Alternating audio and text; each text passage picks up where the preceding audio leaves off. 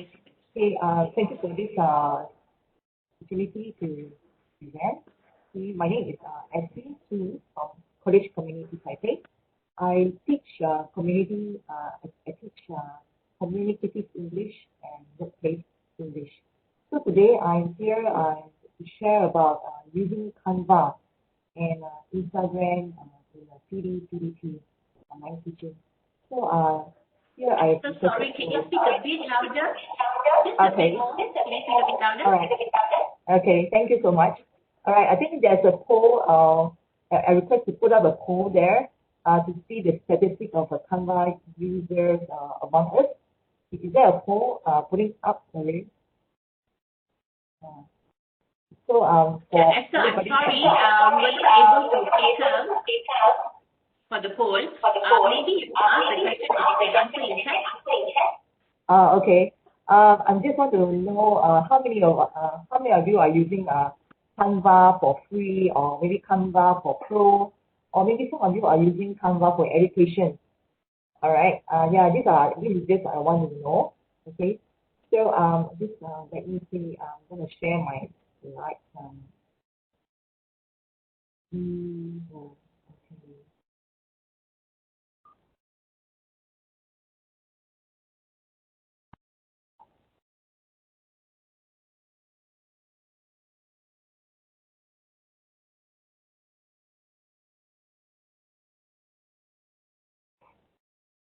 So this is the topic for this afternoon. I'm using Canva and IG. So everybody can see my slides here. Okay. So as lecturers, I believe that we are all familiar with some of the digital platforms for online teaching and learning. These are some of the icons that these icons are some of the applications which I use and explore when I carry out my online lessons synchronously or asynchronously. So teaching online for the past 1 year and last year has been very challenging for many of us. And here are some of the challenges that I put in 6 C's. Okay, we have a commitment from the students to attend our online classes.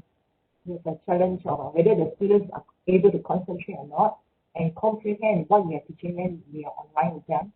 Whether the students have a good internet connection to do online consistently with us, and whether the students can cooperate and attend our online classes according to the schedule, and so many more challenges. All right. So after exploring this and that, in college community English classes, we always come across students with different English proficiency levels.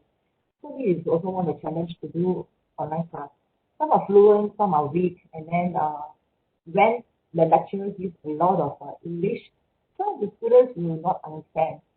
So how do we go about Sorry, yes. Yes. Okay, when I'm speaking, can you mute your mic? Okay, SC, I'm afraid you'll have to speak a bit louder because we're unable to hear it. Maybe you can come closer to your mic.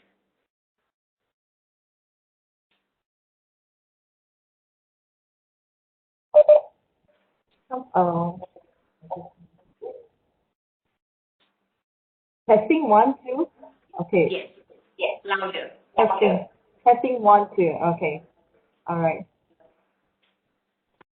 So these are some of the challenges that we have. So after trying out this and that application, one day I decided to try out this Instagram. Okay.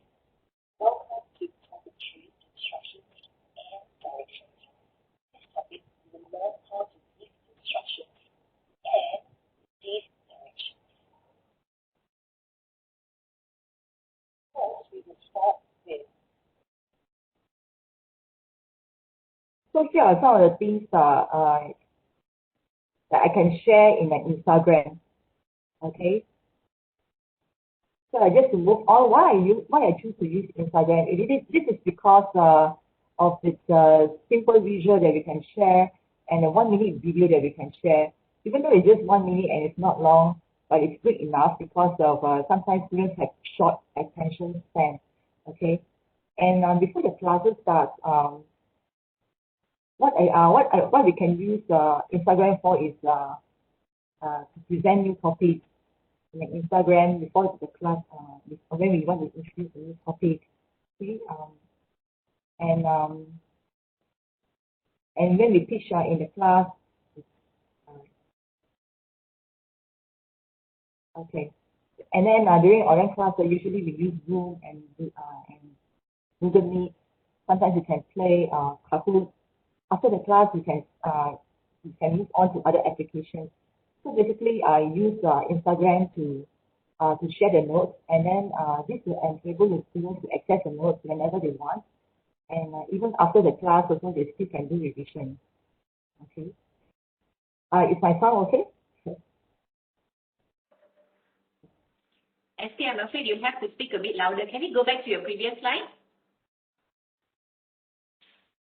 Right, I'm afraid you have to speak a bit louder, but I really like the idea that, you have actually divided your lessons into what happens before class, what happens during, your live teaching, and what happens after class. I think this is very important, a very important tips here you have given here, like how do you actually use which app and when and where. So I can see that during your live teaching, you're using your Google Meet, and you also use Kahoot for you to interact with the lecturers, with the students, correct? Yeah, so that's a very good way of actually, arranging the flow of your classes. Thank you. Thank you for sharing. All right, you can go to the next slide. Thank you, Dr. Uma. So here I will share how to use how you can use Canva to design your materials. So if you have not signed up with your Canva, or if you're already a Canva user, okay, today I think you can try out to sign up using your official email, which is your work email last name that ends with .edu.my. Okay, you use that one, and you will get access to many things. Okay, so because after this I will show you what is it that you can see. Okay, so from here, when you want to create a design in Canva, okay, here you see create a design. You will have many templates for you to choose. Okay, so this is a good thing. They have already preset the template for you. Okay, and next we have templates for you ready for slides, for presentation, for Instagram.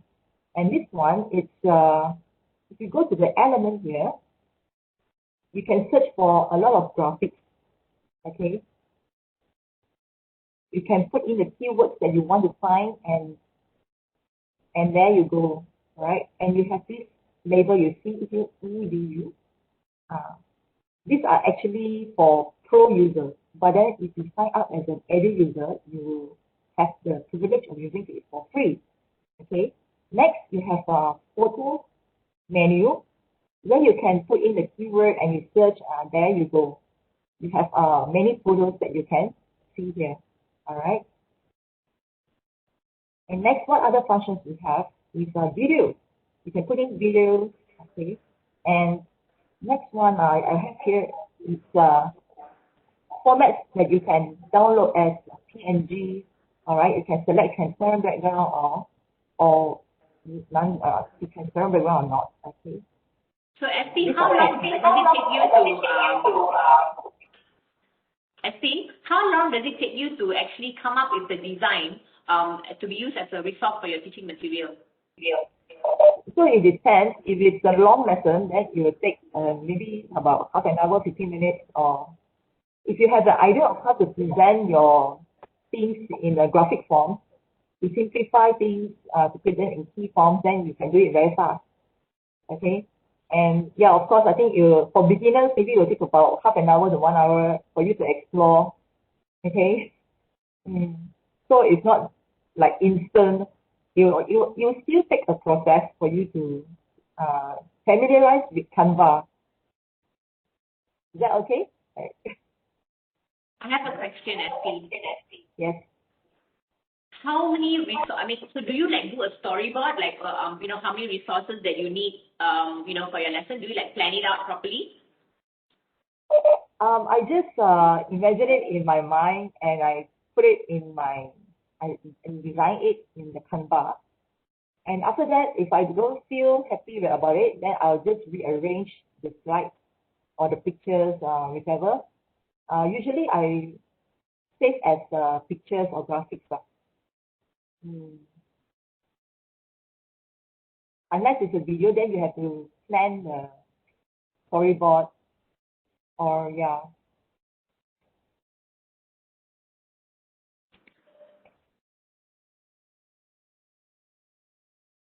Any more questions? Yeah, go ahead. I'll be interrupting you every now and then, but please do remember to speak loudly. All right, thank you so much. Okay, so here are some of these formats that you can download in Canva. You can download in MP4. You can download MP4. You can choose the pages that you want to download, page 1 or 2 or 3 or 4. You don't have to download everything. Okay, and then format line, you have PNG, JPEG, PDF. Okay, and if you look at these 3 dots here, these are some of the other functions that you have in Canva. All right, you can present. Okay, and you can share in Google Classroom, whatever.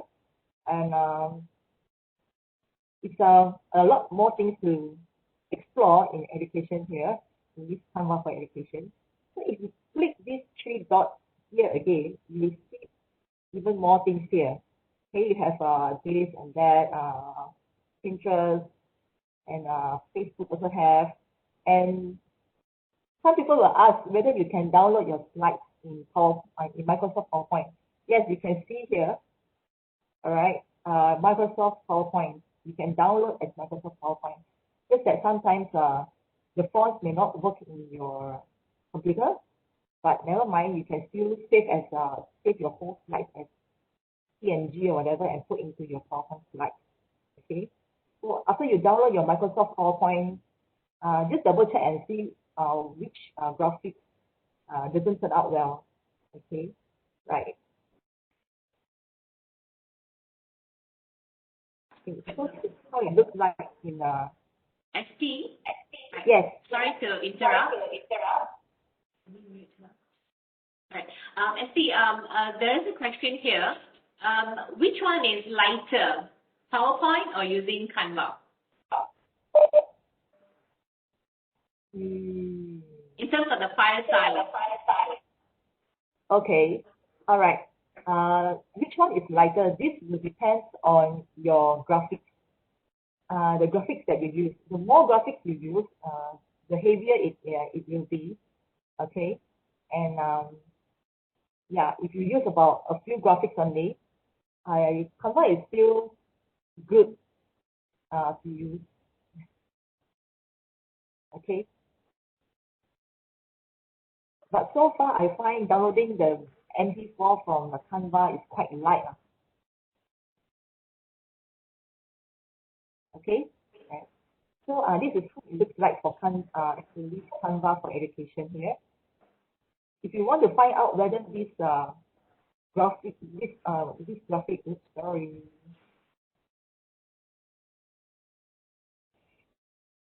Finish. Oh, wait. Okay.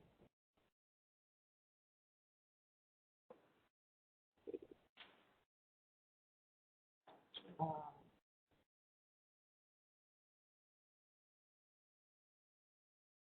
so how it looks. Okay. All right. Okay. So this is how it looks like in the Canva for education. If you want to know whether your graphic here is free or not, you can click on the graphic and go to the I here information, and you will see this graphic whether it's free or not. And here you will state free for Canva for education. And then when you go to download, so you can select here whether you want to download as MP4 or what. Okay. This is how it looks like. Okay. Uh, So if you are using a free account, this is the difference here. You will see this oops, what's the thing? sorry. Okay, when you use this, when you use some of the graphics that which is not free, you see the watermark in the graphic there. So, like for example, just now,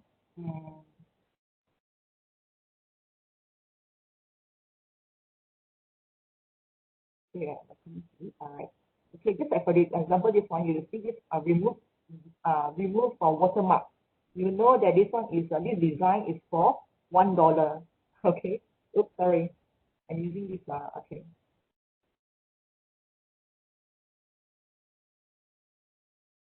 So yeah. Is there any question for me so far? Okay. So here this is how it goes for free account. Okay. So if it's a free account, you will see all these watermarks, right?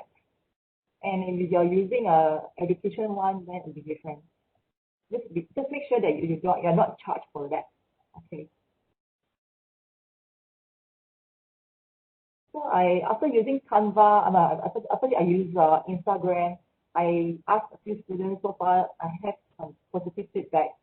Most of the students are active in Instagram, and I think they find it quite interesting and helpful to use Instagram. Okay, and okay, you can put videos, you can put graphics. Quite interesting, and it's simple, not too crowded like Facebook, and I think it's a potential platform for present material. Okay. Okay, I think that's all for my presentation. Ashley, I have a question.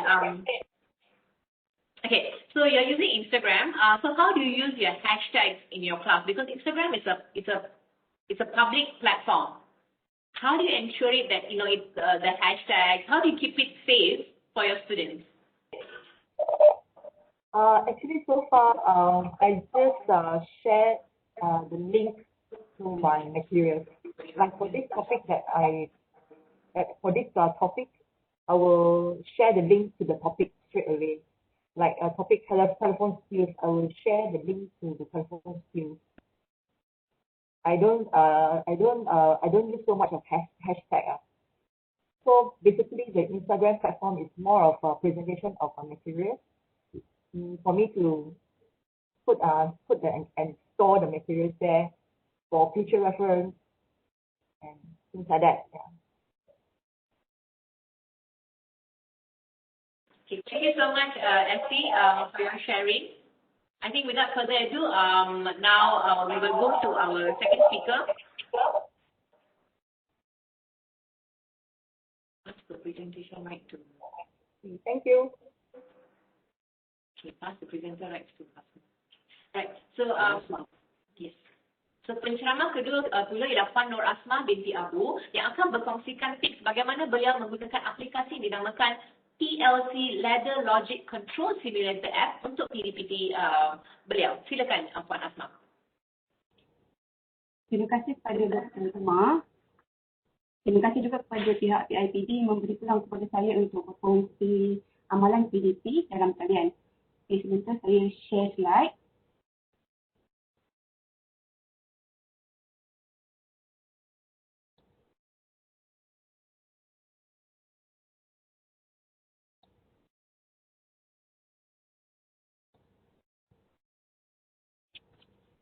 Assalamualaikum dan salam sejahtera. Saya Cik Nur Asmah binti Abu, pensyarah unit elektrik Kolej Komuniti Padang Terap. Hari ini saya akan berkongsi sedikit kaedah how to teach PLC using PLC Ladder Logic Simulator App yang telah kami laksanakan di Kolej Komuniti Padang Terap pagi semester yang lepas supaya sesi PDP dalam talian masih lagi berjalan dan dapat dilaksanakan. Okey, perkongsian ini merujuk kepada aplikasi PLC Ladder Logic Simulator App yang digunakan untuk PDP bagi subjek PLC. Okey, untuk makluman semua, salah satu program di dalam Kolej Komuniti adalah Segi Teknologi Elektrik dan saya pun adalah pensyarah bagi kursus unit elektrik juga. Jadi penekanan dalam bidang letik ni di musim pandemik ini kita tengok kepada kursus pengawal logik boleh satu cara ataupun PLC. Di mana kursus PLC ni 75% jam PDP kursus ini lebih fokus pada bahagian praktikal ataupun hands on, di mana kita tak boleh nak laksanakan kelas face to face dalam situasi pandemik sekarang. Jadi sangat sukarlah untuk subjek PLC ni untuk kita laksanakan dalam situasi macam sekarang ni.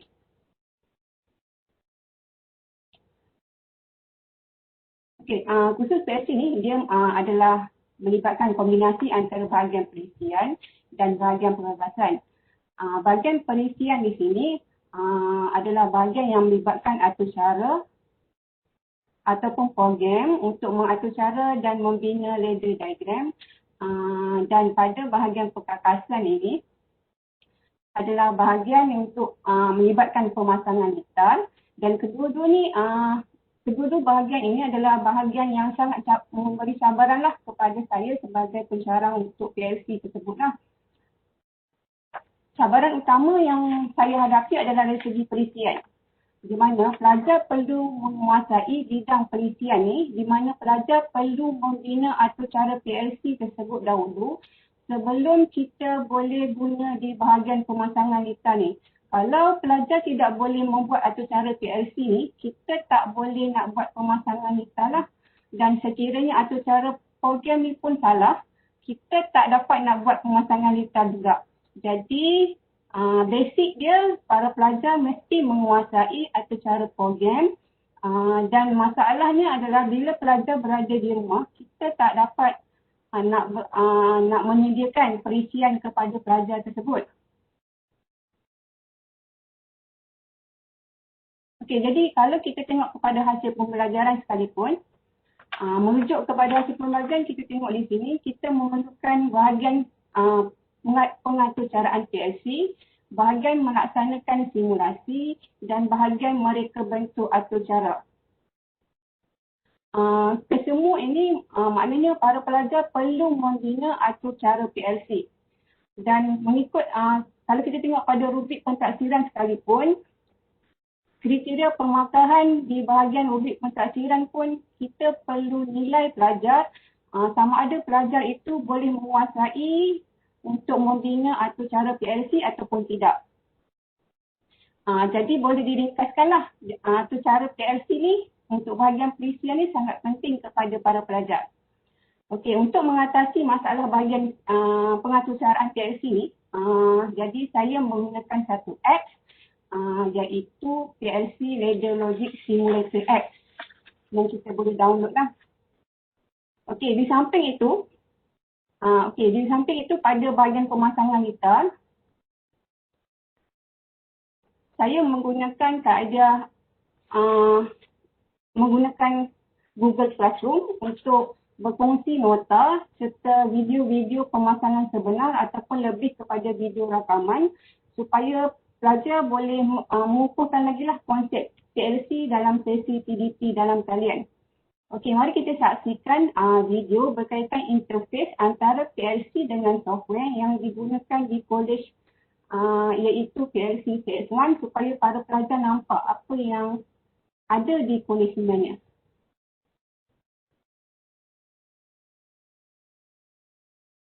Okey, video ini adalah video untuk kombinasi antara PLC. Ini ada PLC dan bahagian perisian CS1, PLC CS1. Di mana para pelajar mengawal input masukan PLC tersebut untuk mengawal ladder diagram di sini. Sistem ni akan beroperasi bila switch input di on dan di off kan lah.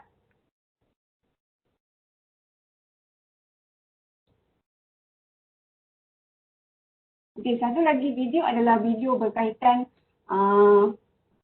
perkongsian untuk para pelajar tengok pada bahagian pemasangan gitar untuk gitar bagi forward dan reverse.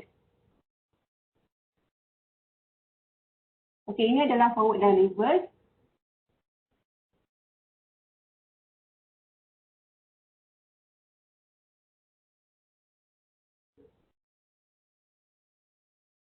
Kalau kita tengok di sini, pelajar di sini mengaktifkan push button di situ untuk memastikan sama ada PLC tersebut berfungsi mengikut atau cara yang diberikan ataupun tak lah. Ini pada bahagian pemasangan litar ataupun pada bahagian hardware lah.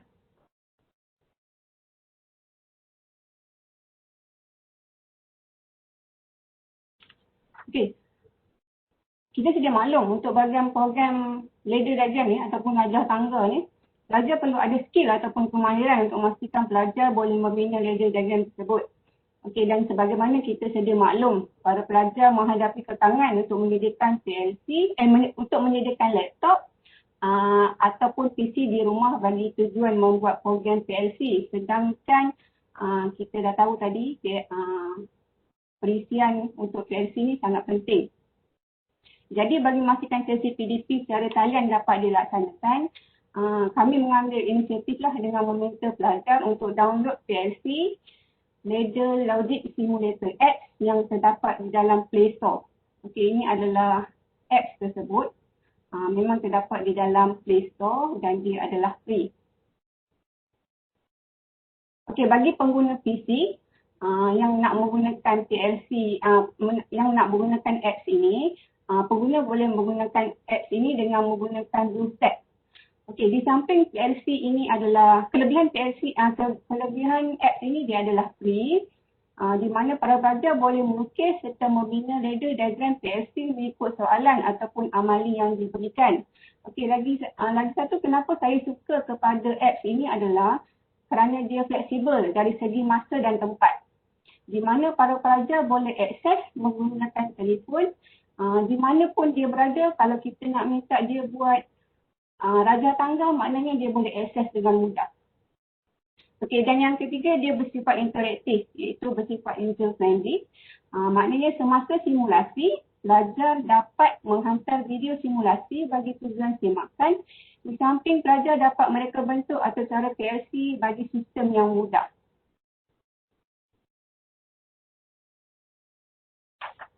Okey, ini adalah paparan PLC Ladder Logic Simulator App. Bila kita masukkan dalam telefon kita, ini adalah paparan dia lah.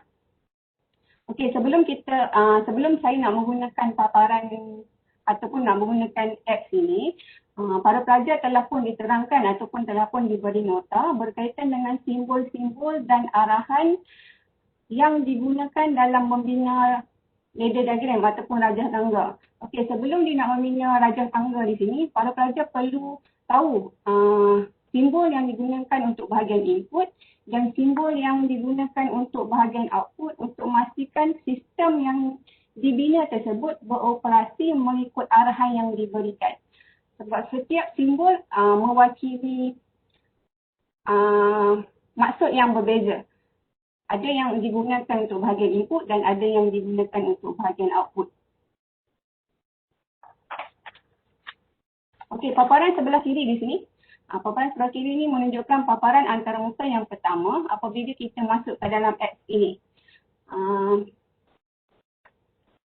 Semua program yang dibina akan disimpan di bahagian paparan ini dan sebenarnya kita boleh delete pun kalau mana-mana program yang kita rasa tak berguna lagi, kita boleh delete di bahagian paparan tersebut.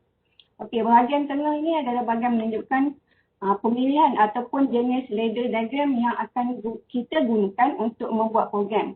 Okey, ada beberapa pilihan yang kita boleh guna di bahagian new di sini.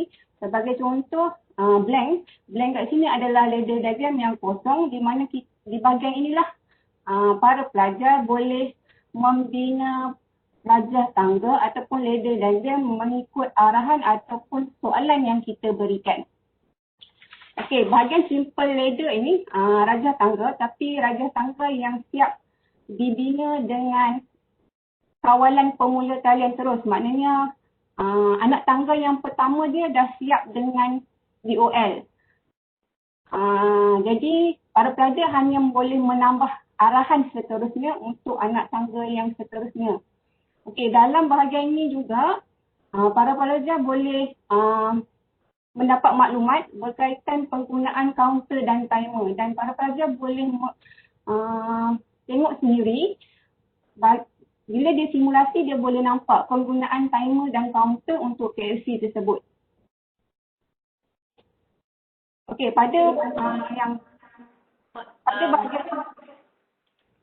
Puan, ada beberapa soalan. Saya better tanya sekarang. Okey, soalannya ialah app ni ada tak versi untuk iOS dan atau ada tak untuk versi desktop? Okey, sebagaimana saya terangkan tadi, kalau kata nak gunakan untuk PC, kita kena install BlueStack. Okey, mungkin Puan Asma boleh typekan typekan kat ruangan chat tu, you know that aplikasi that they need to download.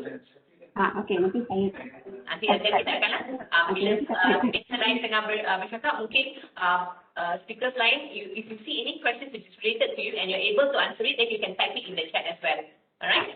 Okay, thank you Puan Asma. Okey, saya teruskan. Okey, tadi kita berhenti pada bahagian tengah. Okey, paparan yang di bahagian ujung sekali ni adalah paparan di mana ini adalah satu rajah tangga yang siap dibina. Okey, yang siap dibina dan hanya tinggal untuk disimulation lah. Dan yang color pink ni maknanya dia berada dalam proses ataupun operasi simulation. Okey, saya kongsikan penggunaan PLC Ladder Logic Simulator App ni dengan video yang pertama. Okey, video yang pertama ni adalah video lisan mudah yang digunakan untuk mengawal 2 input dan 2 output. Okey, mari kita tengok dulu video yang pertama ni.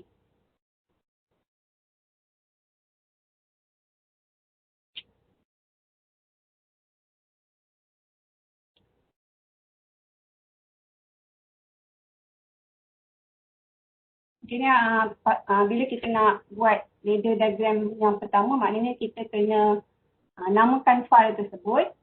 Sebagai contoh, saya namakan sebagai simple PLC.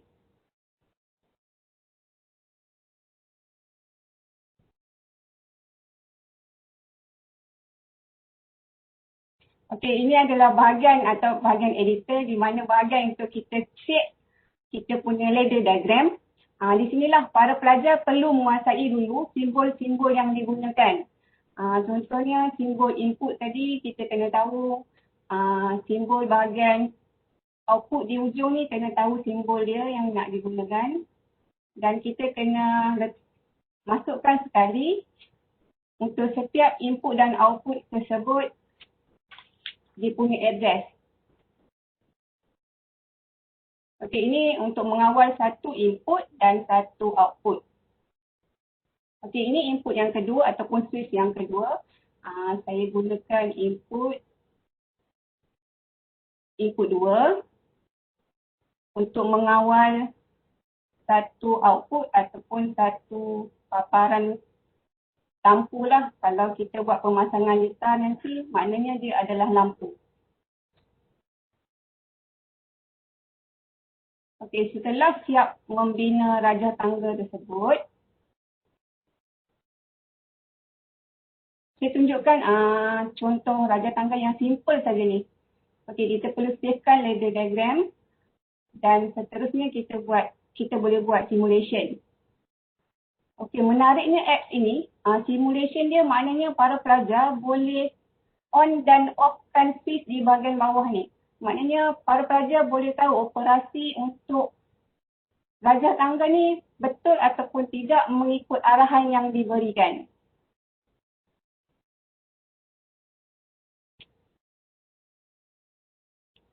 Okey, video yang kedua ini adalah video berkaitan dengan simulation untuk traffic light.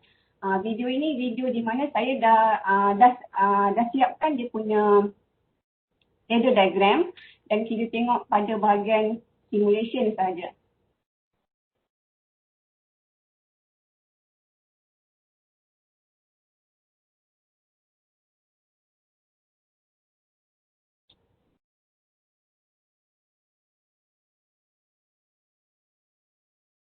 Ini adalah simulation untuk traffic light lah ataupun running light. Para pelajar boleh on dan offkan switch di bahagian bawah ini untuk melihat paparan output mengikut program ataupun atur cara yang diatur carakan.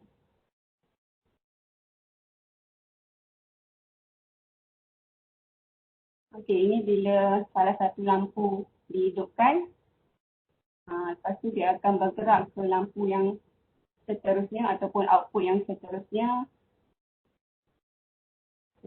Output yang seterusnya. Sistem ini akan beroperasi ataupun berulang sehinggalah kita matikan switch input 2 kat sini.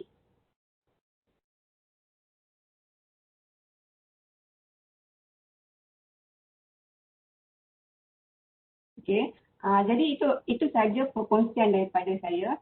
Jadi apa yang saya boleh kongsikan dekat sini, aplikasi PLC Ladder Logic Simulator Apps ni dapat membantulah para pelajar untuk mereka bentuk atur cara PLC bagi sistem automasi mudah melalui simulasi port input output yang terdapat di bahagian bawah. Selain itu juga para pelajar boleh melakukan simulasi amali di rumah menggunakan apps ini yang mudah diakses di mana-mana. Okey, itu saja daripada saya, Dr. Umar. Sekian, terima kasih. Terima kasih Puan Asma atas Cik Asma tadi atas perkongsian tadi. Saya ada soalan, sebelum pandemik, guna tak simulasi ini? App ni? Okey, sebelum pandemik, did you use this app? Sebelum pandemik, saya tak menggunakan app ini. Maknanya di dalam makmal kita dah ada software dia sendirilah. So yang ini was like a solution when you had to teach remotely tu, bila pelajar tak dapat datang ke makmal, so this was your solution. Ya, betul. Right. So Puan ada tak buat macam apa kajian nak tahu sejauh mana keberkesanan simulation ni kepada pelajar? Ada tak buat apa-apa kajian ataupun tanya tak dengan pelajar ataupun ada tak perbezaan dari segi pencapaian pelajar? Pelajar yang sebelum ni belajar secara hands-on, dapat jumpa Cik Asma di kelas dengan pelajar yang memang totally kena belajar dalam talian. Dari segi pencapaian mereka, ada tak perbezaan? Okey, dari segi pencapaian untuk bahagian software ni sama sajalah. Sebabnya bila kita gunakan apps ni, bila kita bagi soalan, maknanya pelajar boleh buat menggunakan apps ni dan dia boleh buat video simulasi tersebut dan dia boleh hantar dan kita boleh semak sama ada video tu betul ataupun tak. So video itu sebenarnya merupakan bukti yang mereka buat benda tu sendiri, kan? Ya, betul. Sebab salah satu isu yang bila kami buat kajian tahun lepas, apa isu yang lecturers are worried is the cheating that might go on when you're doing things online. So I think one of the solution was to get students to actually create their own videos and then to show proof that it's their desktop that they're using or their laptop. That allows us that increases our confidence, our trust with them, memang mereka yang buat task tersebut. Okay, terima kasih atas perkongsian. Ada soalan dari Encik Muhammad Mizan. Bolehkah apps ini memaparkan atur caranya line by line?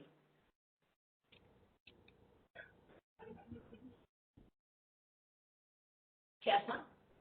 Ya. Adakah aplikasi ini boleh memaparkan atur caranya line by line? Atur cara maksudnya? Aplikasi ini dia kan ada pengatucaran juga kan? So does it show it line by line the pengatucaran or just the simulation of the PLC sahaja? Dia ada soalan dari setiap anak tangga tu boleh ditunjukkan, cumanya apps ini dia tidak ada kod mnemonik.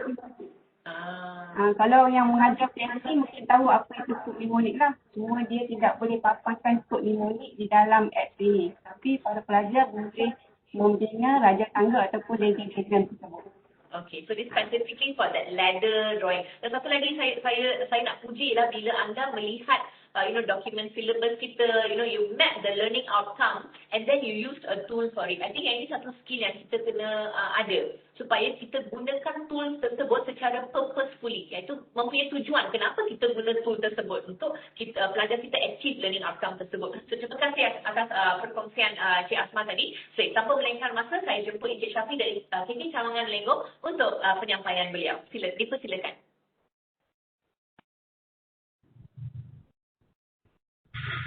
Okey, saya cuba share dekat paparan monitornya. Okey. Semua boleh nampak ya? Okay. Bismillahirrahmanirrahim. Assalamualaikum warahmatullahi wabarakatuh dan salam sejahtera.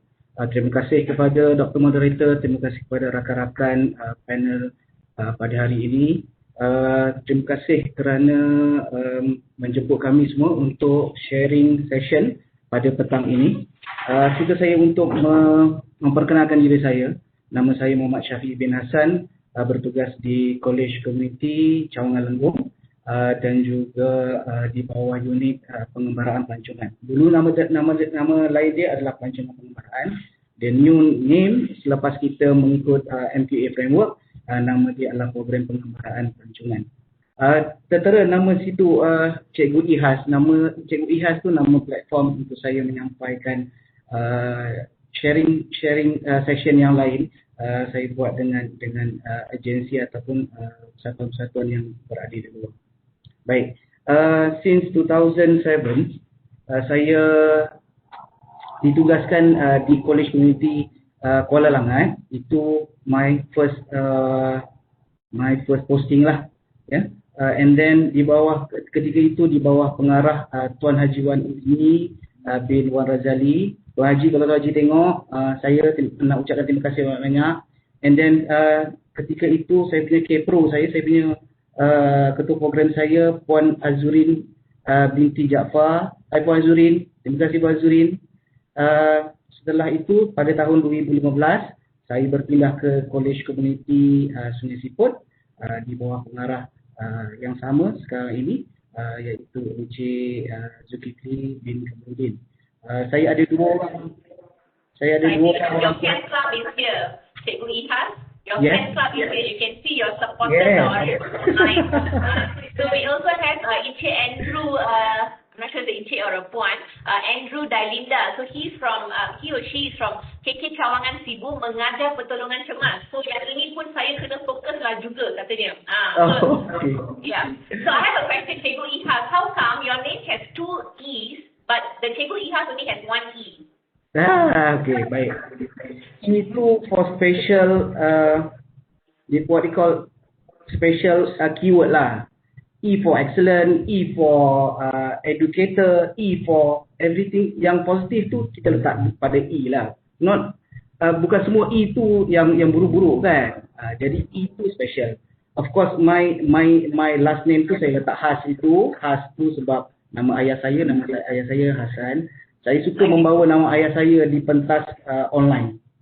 Begitu ya. Saya boleh pindah tanpa ayah kita. Betul. Okey, teruskan. Anda punya pertanyaan hari ini. Ya. Okey. Baik, untuk hari ini saya nak share dengan tuan-tuan dan puan-puan bagi khusus pertolongan cemas di mana pelajar-pelajar program pengembaraan pelancongan perlu melalui satu semester khusus pertolongan cemas SPL 1064. Okey, cabaran kami di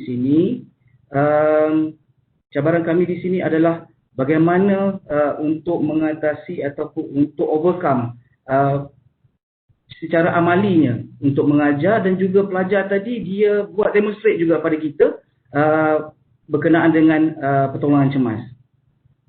Ya, saya nak share, saya nak next ni mana pergi ni. Alright, itu.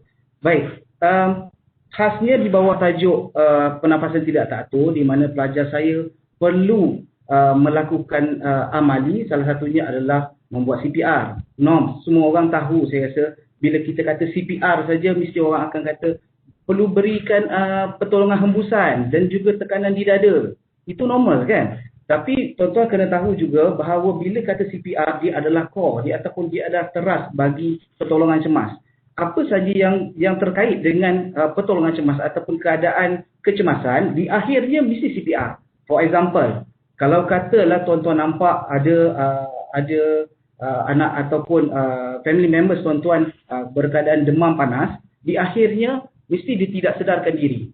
That's why kita perlukan satu kaedah bagaimana kita nak menyampaikan maklumat tersebut ataupun core tadi, CPR tadi, amali CPR tadi kepada student dengan betul dan juga kaedah yang paling tepat lah. Yang sesuai dengan, kita kena juga fikirkan sesuai pada pelajar kita, keadaan pelajar kita, keadaan internet maupun aplikasi-aplikasi yang kita kena fikirkan. Jadi saya tunjukkan pada tuan-tuan, saya bawakan pada tuan-tuan dua bahan rujukan yang saya mengajar CPR ini. Pertama, of course, syllabus daripada SPL. Kedua, saya perlu selaraskan dengan syllabus CPR daripada KKM, iaitu dia bawah the National Committee on Resuscitation Training, NCOT. Jadi NCOT ni dia adalah selaraskan modul CPR ni di serata Malaysia, mana-mana badan pentawliahan lah. Baik, itu dia punya asas dia. Jadi saya bawakan tuan-tuan untuk CPR ni, dia punya formula dia apa? DRSABCD ataupun Doctor Subsidi. Doctor Subsidi ni apa? Danger, Response, Send for Help, Airway, Breathing, Action on CPR dan juga Defibrillation. Okey, jadi tuan-tuan mesti tertanya dengan saya, how we do it, kan? Mesti kita, macam mana saya buat? Okey, jadi saya gunakan dua medium. Pertama, bila saya nak menyebarluaskan saya punya nota ataupun saya nak share dengan student saya diagram ataupun video-video tambahan berkaitan dengan CPR, sebab kita tak boleh berdepan dengan pelajar kan secara terus. Jadi kita kena banyak nota sampingan yang kita kena letak dekat dalam satu apps ni. Dan saya gunakan semua benda yang percuma, iaitu di Google Apps, ya. Saya guna Google Classroom untuk share nota, gambar, video, benda yang simple, tuan-tuan dan perempuan. Saya rasa tuan-tuan dan perempuan pun memang telah melakukan pun. Okay. Dan juga satu lagi medium untuk saya berinteraksi secara face to face dan juga dalam alam maya ni adalah Google Meet. Kita cuba juga gunakan page Facebook, kita cuba gunakan Zoom, tapi dia ada keterbatasan ataupun dia tidak mencapai kita punya piawaian untuk kita online ketika itu. Jadi kita gunakan Google Meet daripada last year lagi sehinggalah sekarang ni lah. Baik. Dan semua aplikasi tadi tuan-tuan boleh, tak perlu download, hanya bukakan Google search saja, dan tuan-tuan dah boleh dapat. Cuma satu lagi tuan-tuan perlu ada Google email ataupun Gmail. Automatik bila tuan-tuan ada Gmail, tuan-tuan dah ada Google Drive yang berkapasiti 15 GB. Percuma tuan-tuan. Kalau kata kita ada email daripada education, lagilah unlimited kita boleh dapat. Ya? Baik. Dan kita gunakan juga peralatan tambahan seperti apa yang saya boleh share dengan tuan-tuan. Saya perlukan laptop dan juga saya perlukan smartphone. Kenapa laptop dan smartphone? Sebab saya perlukan dua angle yang berbeza supaya pelajar saya nampak saya melakukan live demonstrasi dari itu. Ya? Dan kita perlu ada tripod, nampak simple tuan-tuan, tapi tripod perlu ya, supaya dia tak bergoyang ketika kita melakukan aktiviti tersebut.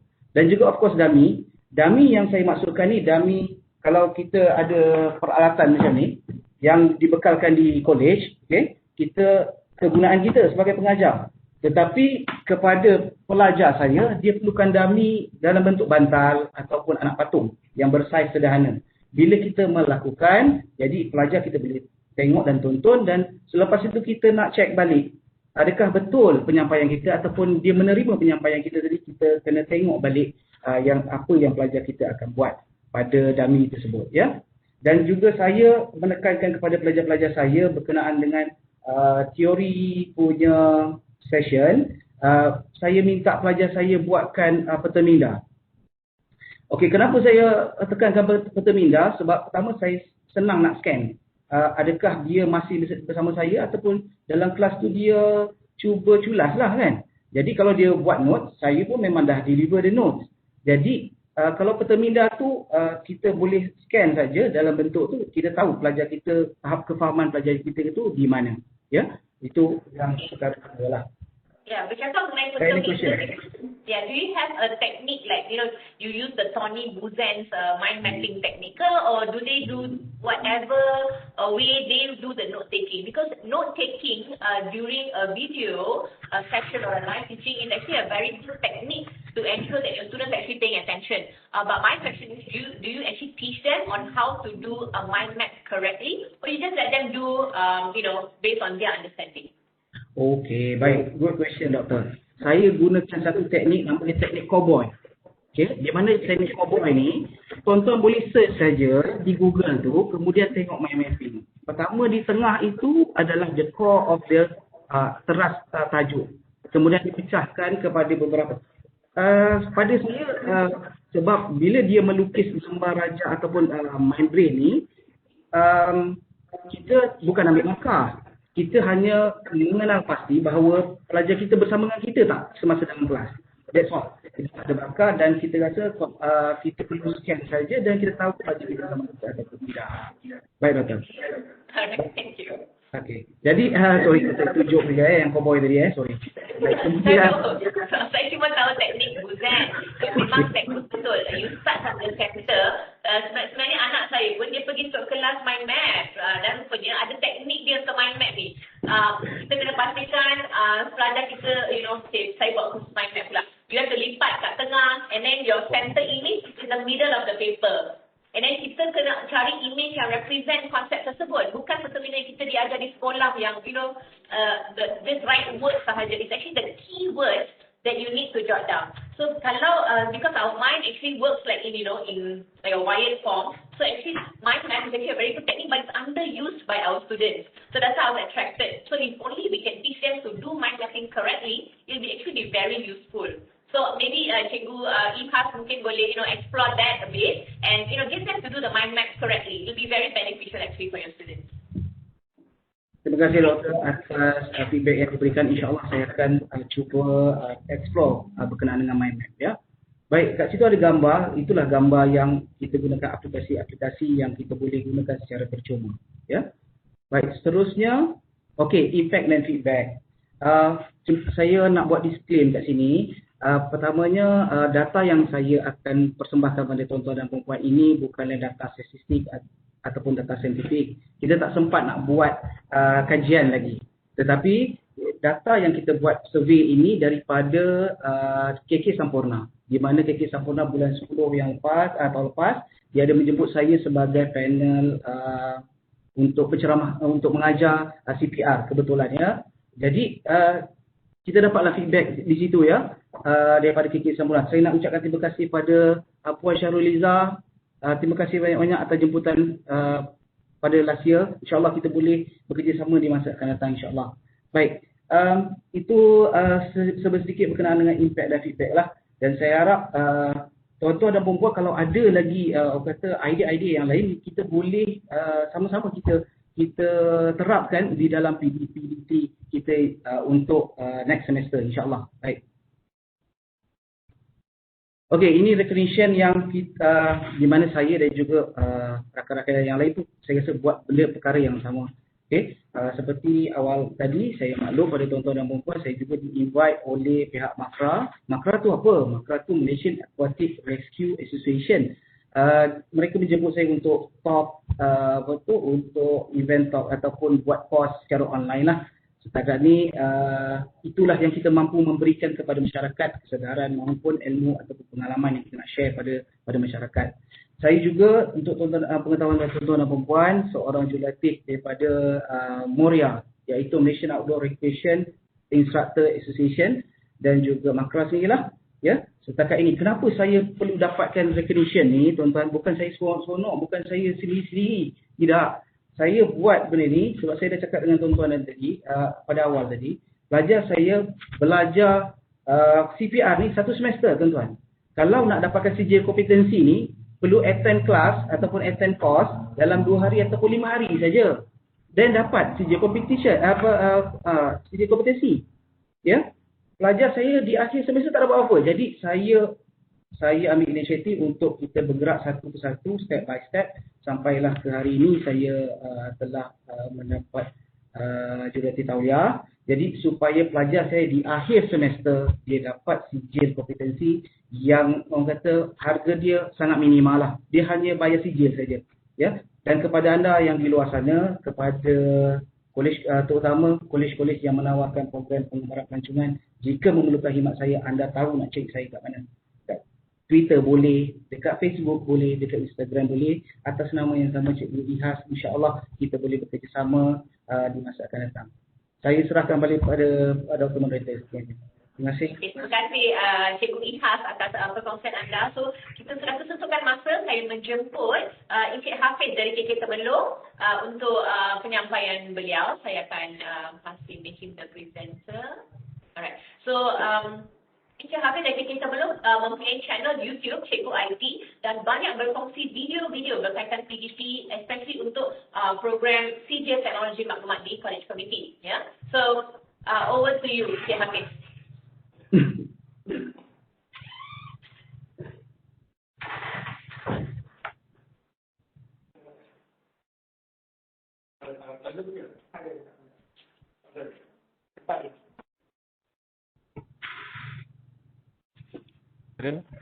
Selamat petang kepada Dr. Umar.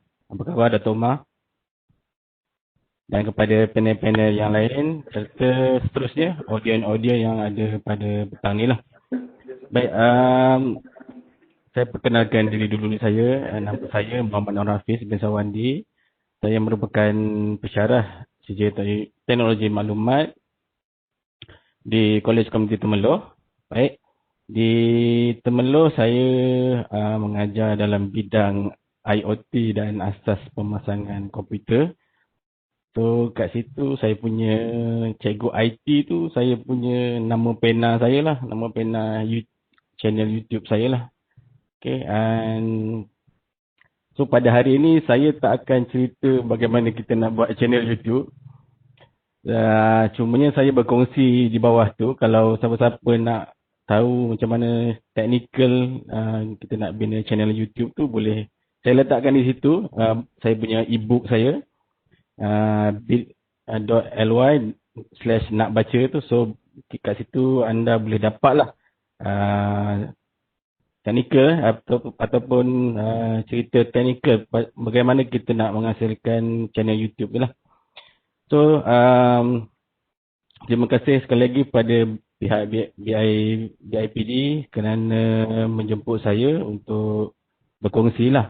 So pada hari ini saya lebih kepada nak encourage kita punya pensyarah kita lah, sama ada di Politeknik ataupun di College Community untuk jadi content creator lah, okay, video content creator.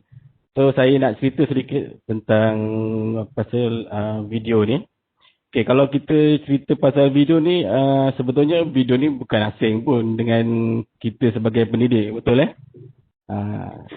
dan video ni sebetulnya di masa kini lah, okay, sebagai digital learning lah, sebagai digital ni satu media digital learning, yang mana kalau kita tengok sekarang mengikut satu kajian lah, study daripada Cisco Visual Network yang bermula pada tahun 2016 hingga tahun 2021.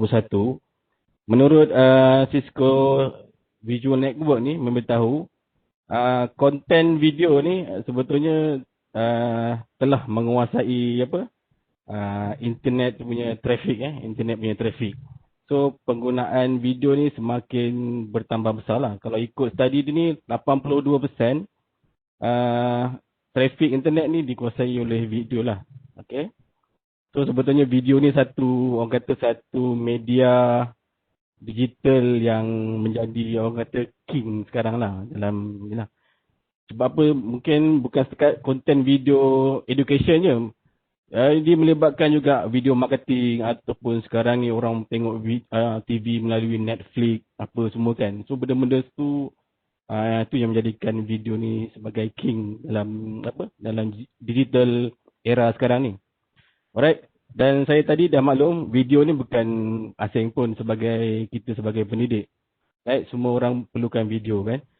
Even kita sebelum pandemik pun kita dah gunakan video ni sebagai bahan bantu mengajar. Apakah lagi semasa kita online ni, lagilah perlukan video untuk bagi penerangan, bagi kefahaman pada pelajar, untuk menyampaikan kepada pelajar kan. Kita punya syllabus kita. Baik, saya nak cerita pasal video dulu. Kalau kita cerita pasal video, so video ni satu media lah, satu media yang mengandungi unsur visual, visual, auditory dan kinestetik lah, atau kita panggil sebagai VEK. So memang dalam ni ada pelbagai bentuk pembelajaran lah. Kita panggil tadi sebagai VAK. So konten, kalau kita pasal konten, untuk skop kita ni kita merujuk kepada silibus kita sendirilah. Kita sebagai pendidik. So kalau kita cerita pasal konten, lebih kepada bentuk silibus kita sendiri. Silibus PDB kita sendiri. Contoh macam tadi Cik ST tadi, dia bidang pengajian bahasa Inggeris. So konten dia lebih kepada bahasa Inggeris. Mungkin cerita pasal how to communicate in English. Contoh macam Cikgu Ihas tadi, dia cerita pasal pertolongan cemas. So konten dia lebih kepada around tu. Dan kepada Puan tadi, Puan yang seorang tadi tu, saya lupa nama dia. Cik Asma tadi, dia cerita pasal PLC. So kemahiran dia ataupun konten tu lebih arah kepada situ je. Okay? So around dia tu, itulah dia punya konten dia, silibus dia kan. Ataupun ilmu-ilmu yang tak ada dalam silibus tapi ada kaitan dengan PLC. Contoh, tak ada dalam silibus tapi ada kaitan dengan pertolongan cemas. So benda-benda tu lah. Macam saya IT, mengajar IoT dengan pemasangan. Mungkin ada benda-benda yang tak ada dalam silibus tapi saya nak buat konten juga pasal benda tu. So benda tu ada relate dengan kita punya PDB dan kita punya silibus lah. Itu konten. So satu lagi creator. Creator ni siapa? Siapa creator? So kita lah creator sebagai pendidik. Dan kita lah sendiri pensyarah. Okay? Sama ada kita secara individu, kita berjalan secara individu ataupun kita boleh buat grouping. Kita nak buat konten, kita tak ada kekuatan nak buat sendiri, so kita boleh buat group pensyarah. Ataupun kita boleh gunakan pelajar kita sendiri untuk kita buat konten. Okay? Kita minta bantuan pelajar. Okay? Alright.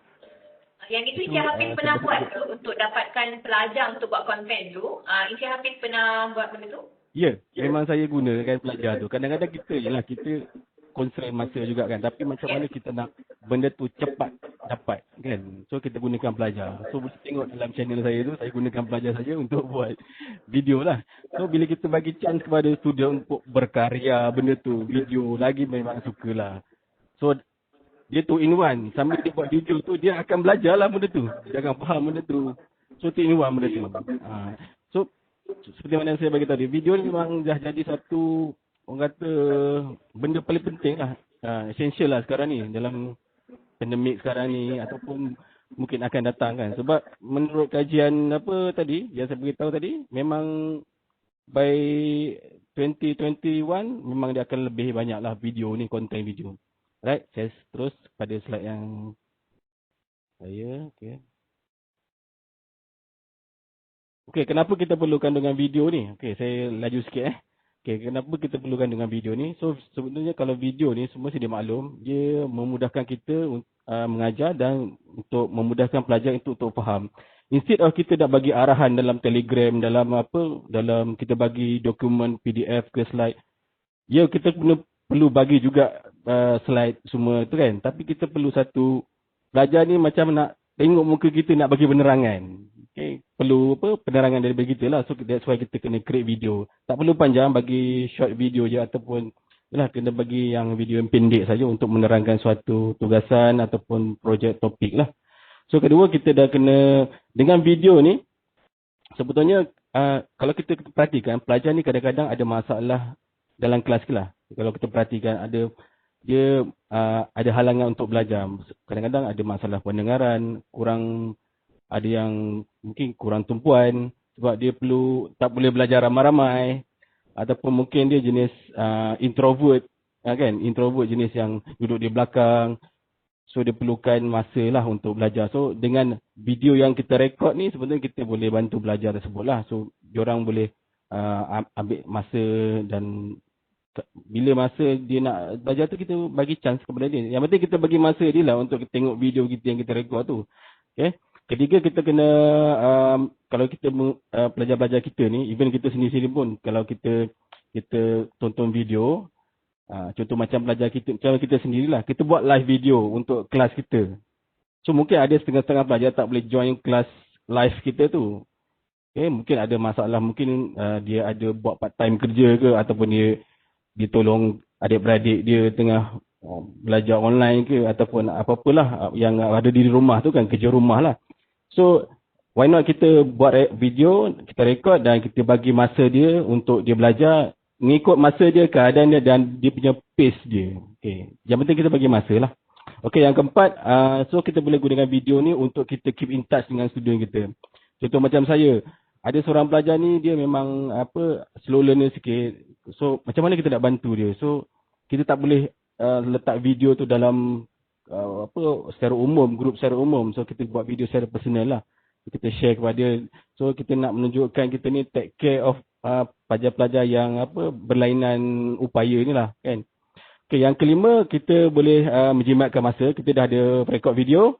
So pelajar boleh tengok dan dia boleh tengok berulang kali. So kita pun tak perlu nak ulang banyak kali lah kan. So just tengok video tu. If anything tidak faham, so minta pelajar tu PM kita lah.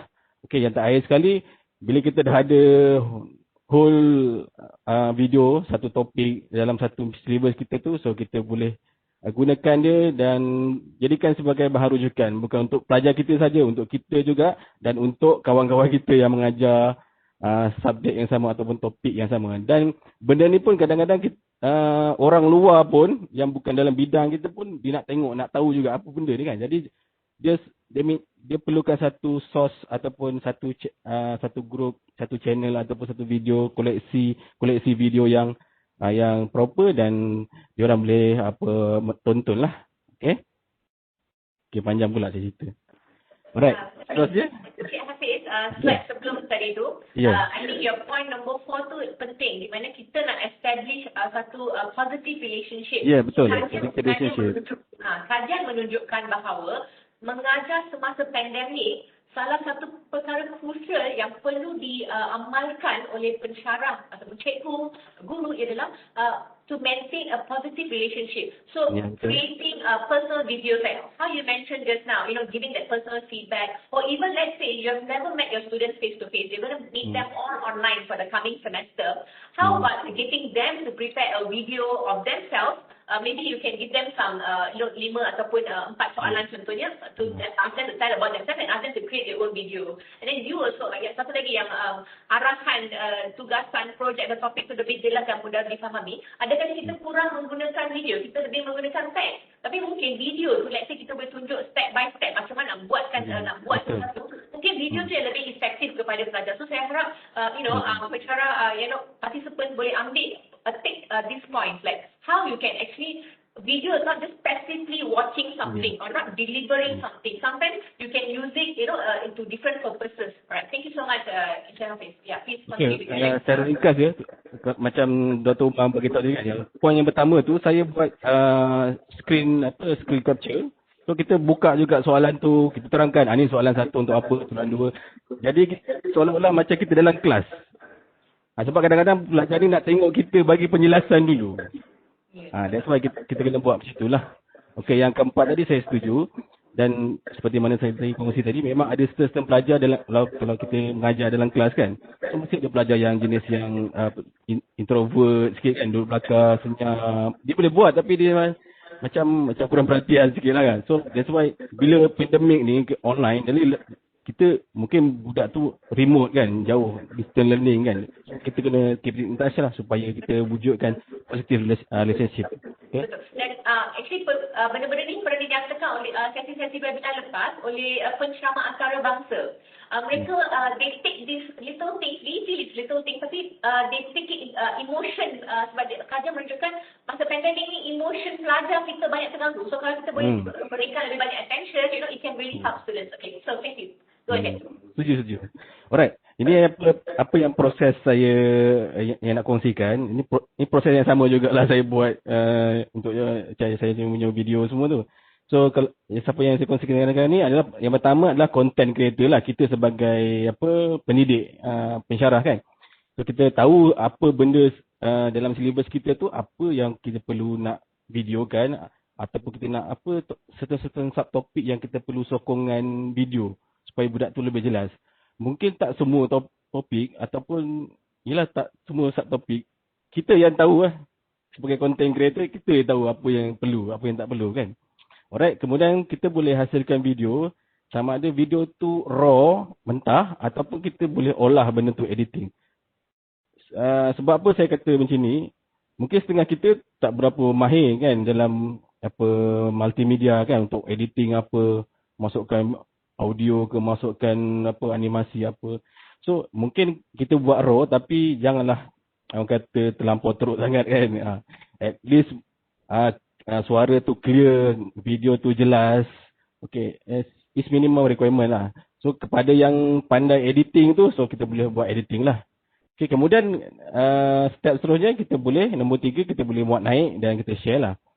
So kat sini kita boleh share sama ada kita nak wujudkan satu channel apa Telegram, okay, ataupun kita nak wujudkan satu group untuk apa Facebook, ataupun kita buat satu channel YouTube untuk khas untuk tu.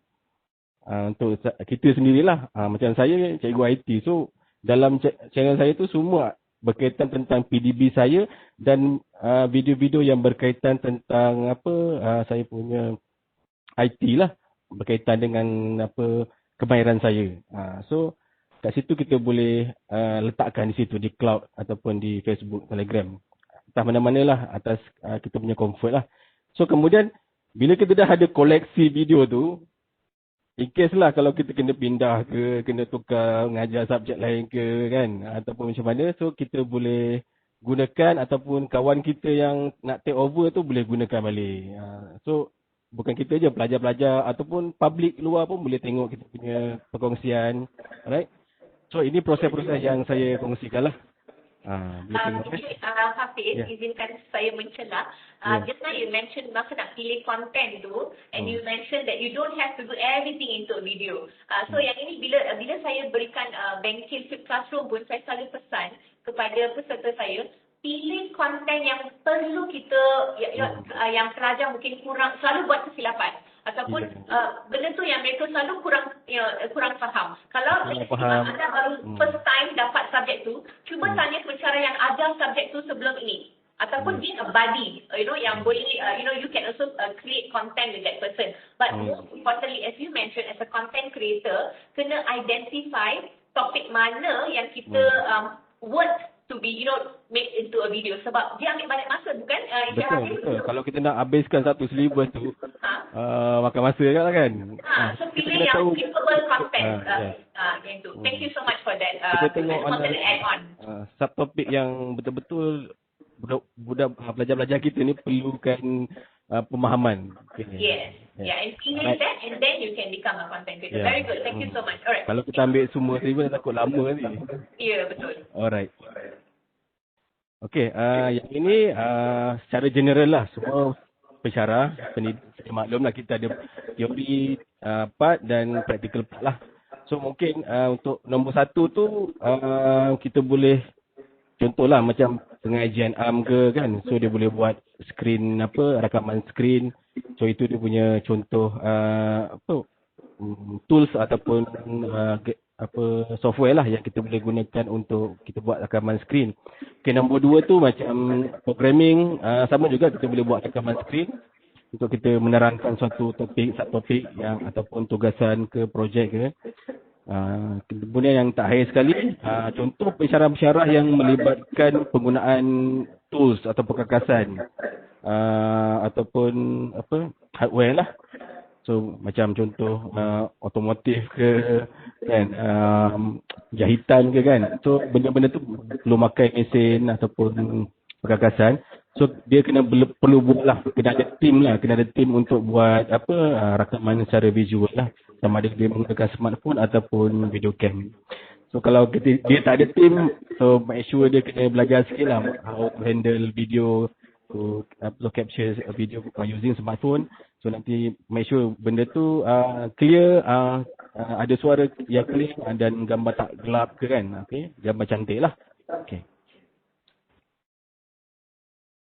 Alright, yang keempat ni adalah untuk kita proper lah, kita nak manage kita punya kita punya koleksi video tu supaya nampak proper. So bila audience ataupun viewer datang kepada channel kita ni ataupun kepada, tak semestinya channel YouTube ke, mungkin anda boleh letak dalam channel apa Telegram ke ataupun channel apa Facebook ke. So yang ini apa yang saya buat lah. So kita nak nampak benda tu proper dan kata senang nak capai lah. Senang capai. So apa yang saya buat, ada video yang saya buat sendiri. Okey, ada video yang saya buat sendiri, sama ada video topik, subtopik, praktikal, tugasan, projek atau demo. Dan saya juga buat rakaman bila saya buat kelas live, saya rakam benda tu lah. Saya rakam benda tu. Kita mungkin pelajar-pelajar kita tak ada tak available pada waktu kita live, so kita boleh gunakan rakaman lah. Video tu kita buat live dan kita rakam. So nanti pada pelajar-pelajar yang tak ada available pada waktu tu, mungkin yelah kita tak tahu apa problem dia. So kita nak minta dia belajar juga tapi ikut masa dia, ikut waktu dia, ikut pace dia ke. So nanti diorang boleh tengoklah video tu.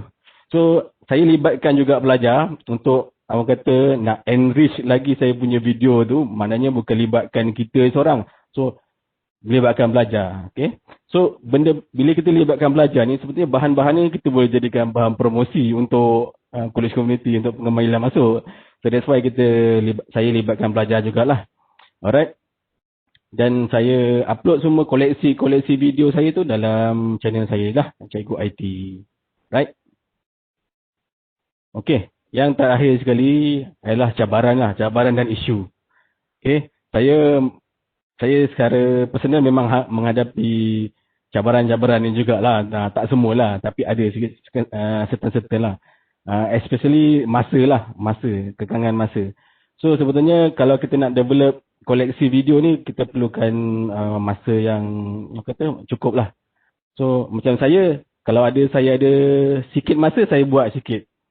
Sikit lah. Kalau kita ada masa yang panjang, contoh macam kita mungkin selepas kita selesai penilaian apa kan, so kadang-kadang ada gap lagi nak masuk semester hadapan, so kita boleh buat lah. Okay. Channel IT ni pun saya buat masa mula-mula kita kena PKP pertama tu lah. So kita duduk rumah masa tu, so kita start buat sikit-sikit lah. Okay. Dengan kekangan di rumah tu, kerja-kerja di rumah, so saya alhamdulillah dapat buat sedikit lah.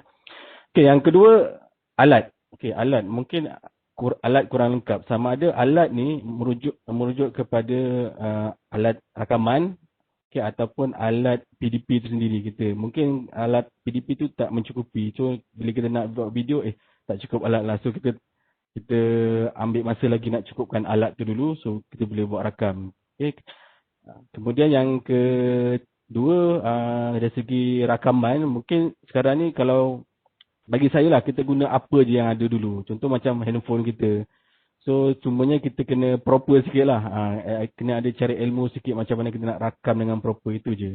Right. Yang ketiga, dari segi skill ataupun kemahiran, yang tadi tu sudah maklumkan. Dari segi rakaman tu, make sure kalau sama ada kita nak raw ataupun kita nak editing. So kita kalau nak raw, just make sure benda tu, video tu clear lah. Suara dari segi visual semua clear.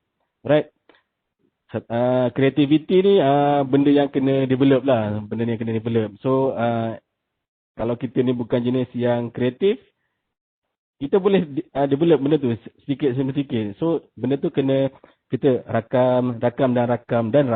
So benda tu akan kreatif. Sambil tu kita tengoklah video-video tentang skill untuk editing lah. Baik, yang keempat sekali, mungkin ada di kalangan kita selesa dengan keadaan lama. Tak nak buat video lah.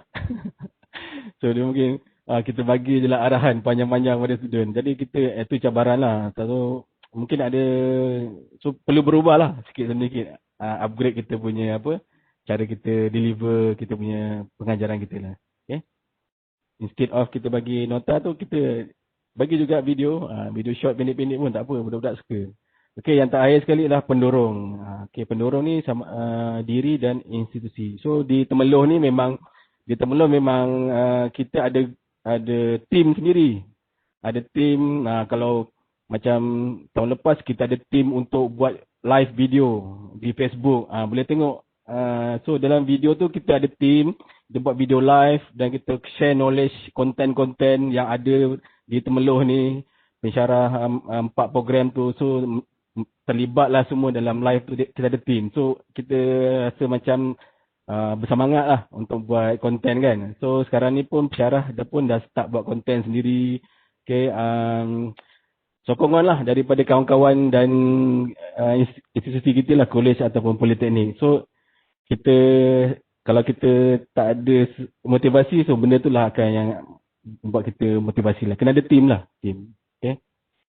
Baik, itu saja yang saya boleh kongsi. Okay, semuanya kalau saya boleh kongsi kat sini.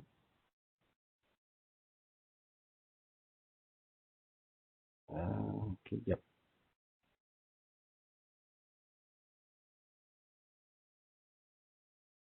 Okay, boleh pergi kepada channel saya untuk maklumat yang, tengoklah video-video yang saya hasilkan ni lebih kepada dalam apa, tutorial kepada pembelajaran secara online ni lah.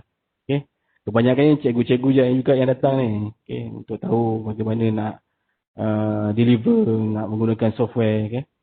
Baik, itu saja yang saya boleh kongsi pada kali ini. Terima kasih. Balik kepada Dr. Umar. So, terima kasih Encik Hafiz atas perkongsian. Banyak input yang saya dapat. Memang penyediaan video untuk PDP memang something very close to my heart. So, thank you for giving those tips. Alright, let me see.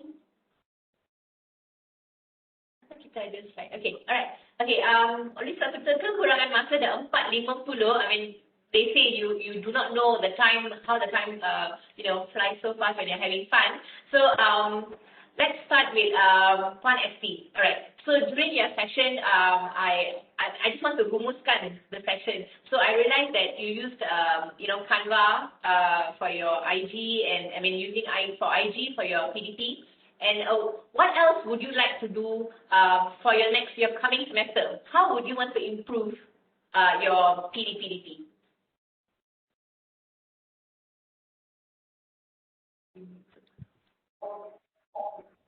Yeah, that develop more materials put in Instagram. So far this is just the beginning. I just discovered, and I feel it's a potential platform for students to further, as a future reference. Thank you, Okay, Puan Asma pula, how would you improve, for the coming semester, your PDP? Semester yang selepas ini untuk PDP, kiranya masih dilaksanakan PDP teratas talian, maknanya kena cari lagi pada bahagian pemasangan data lah. Pada bahagian penelitian tadi kita dah dapat software dia, tapi pada bahagian pemasangan maknanya kena ada lagi video untuk bahagian pemasangan data lah, untuk memudahkan pelajar lebih faham tentang PSP. Itu saja. Alright. Encik Syafi pula, soalan saya, berdasarkan perkongsian hari ini, daripada Cik Esti, dari Cik Asma dengan Cik Hafiz, what is your key takeaway? Dok, macam ni lah. Kita, pada saya lah, dia orang semua ni daripada panel, daripada parti tadi, dia gunakan satu kata perangsang yang orang Melayu biasa sebut, di mana ada kemahuan, di situ ada jalan. Yang penting rajin, yang penting nak explore, insyaAllah kita akan dapat jawapan. For sure, insyaAllah. Terima kasih. Terima kasih Encik Syafi. Encik Hafiz, sebagai antara yang paling otai dalam sesi ini.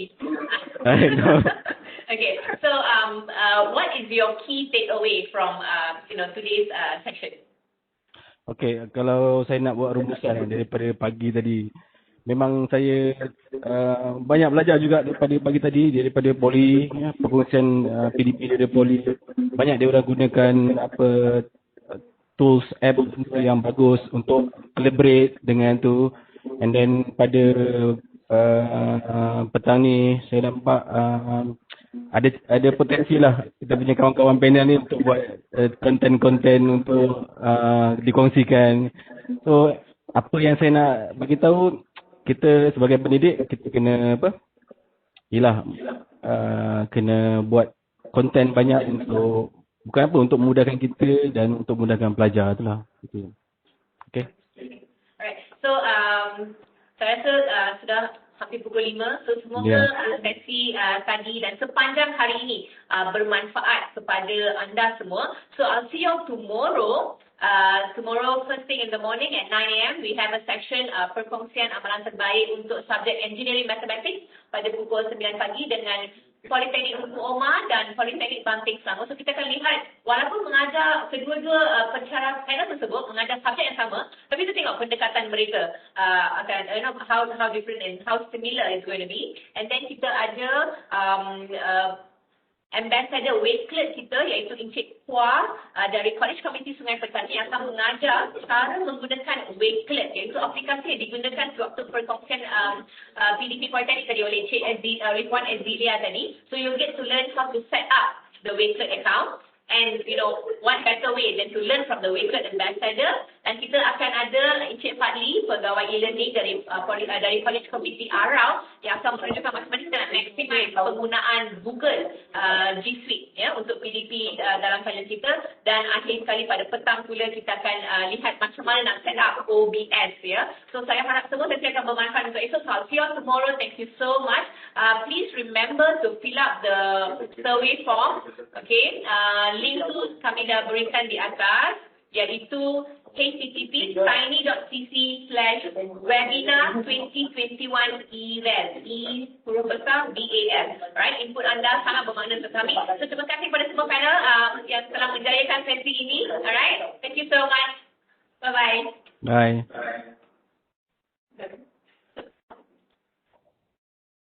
Thank you, Dr. Kumar. Alright, welcome. Thank you so much. Terima kasih kawan-kawan yang lain. Terima kasih semua. Jumpa lagi.